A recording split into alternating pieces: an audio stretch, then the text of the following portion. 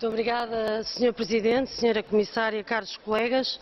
Quero, antes de mais, começar por agradecer a colaboração de todos, a boa cooperação que houve durante a realização e elaboração deste relatório. Foi em boa hora que a Comissão lançou um quadro comum estratégico de financiamento para a investigação e inovação no período 2014-2020.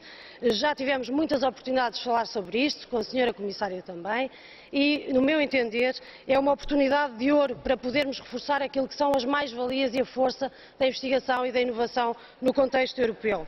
Mas também, como já tive a oportunidade de dizer várias vezes, entendo que um quadro comum de financiamento de investigação e de inovação não se faz pela soma das partes, porque sabemos que muitas vezes o todo não é igual à soma das partes e, portanto, juntar o Programa Quadro, juntar o Instituto Europeu de Inovação e Tecnologia, juntar o Programa Europeu de Competitividade e Inovação, todos juntos, e somarmos os montantes que estão associados, não temos uma estratégia comum, a não ser que pensemos quais são os objetivos que devem estar associados a esta proposta. E foi por isso que procurei, desde o início, na proposta, definir quais eram os objetivos principais. E eu penso que os recursos que temos à nossa disposição servem sobretudo para três dimensões fundamentais.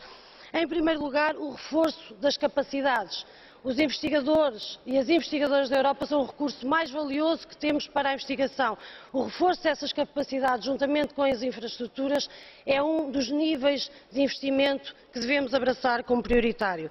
Em segundo lugar, e como segundo objetivo, o potencial e a cooperação que temos no domínio da investigação. Esse é seguramente um dos domínios onde nós temos tido mais sucesso. Convém reforçá-lo, convém não deixar cair áreas fundamentais e determinantes para aquilo que é a riqueza europeia, como as ciências sociais, a investigação fundamental. Sem elas não teremos inovação, sem elas não conhecemos as sociedades sobre as quais devemos intervir politicamente e é por isso que não podemos deixá-las cair.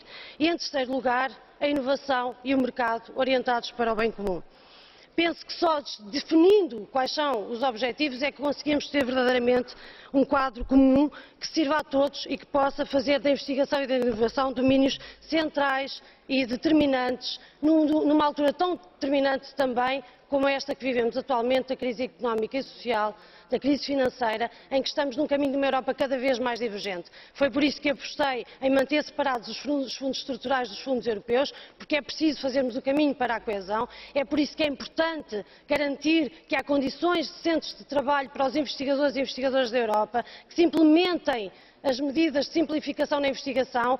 Falo como investigadora durante 10 anos, os investigadores não podem ser cobaias dos próprios sistemas burocráticos que criamos, é preciso implementá-los e também é por isso que é muito importante que não tenhamos apenas em conta a excelência, mas sobretudo o caminho para a excelência. Numa Europa de divergência, a competição não pode ser uma corrida onde ganham sempre aqueles que têm acesso aos primeiros lugares da meta. E nós sabemos quais são, Sra. Comissária, e portanto é importante garantir que na competição, como é vista no domínio da investigação e da inovação, seja uma competição saudável, para termos melhores condições para todos, mas que seja no sentido da coesão e da Europa, uma zona de excelência como um todo no campo da investigação e da inovação. Muito obrigada. Quero agradecer, antes de mais, todos os comentários que aqui foram trazidos durante este debate, que foi bastante interessante, e quero dizer também que é óbvio, e agradeço ao Sr. Reul por ter chamado a atenção disso, é óbvio que este relatório não é uma ilha dentro deste Parlamento, faz parte já de um conjunto de relatórios no domínio da investigação que apontam para um conjunto de linhas comuns, como foi o relatório Carvalho, o relatório Merkis, o relatório Audy, do colega não está aqui agora, mas um conjunto de orientações do Parlamento que vão no mesmo sentido.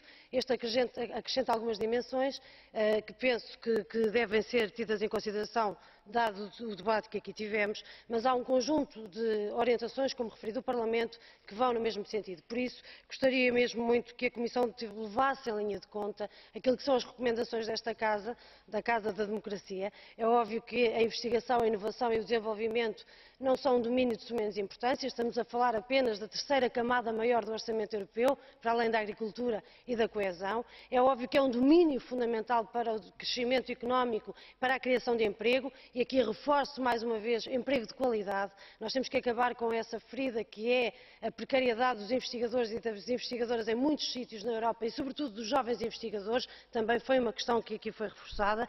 E uma outra dimensão que gostaria de ver é das pequenas e médias empresas. Não tenho tempo para referi-las todas, portanto, concentro-me apenas destas. A senhora Comissária sabe que a minha proposta inicial era a da criação de um Banco Europeu de Investimento para as pequenas e médias empresas. Elas representam 80% a 90% daquilo que é o tecido industrial europeu e não têm as mesmas condições de acesso. Chegámos a um compromisso de ter um ramo específico do Banco Europeu de Investimento que lhes seja dedicado.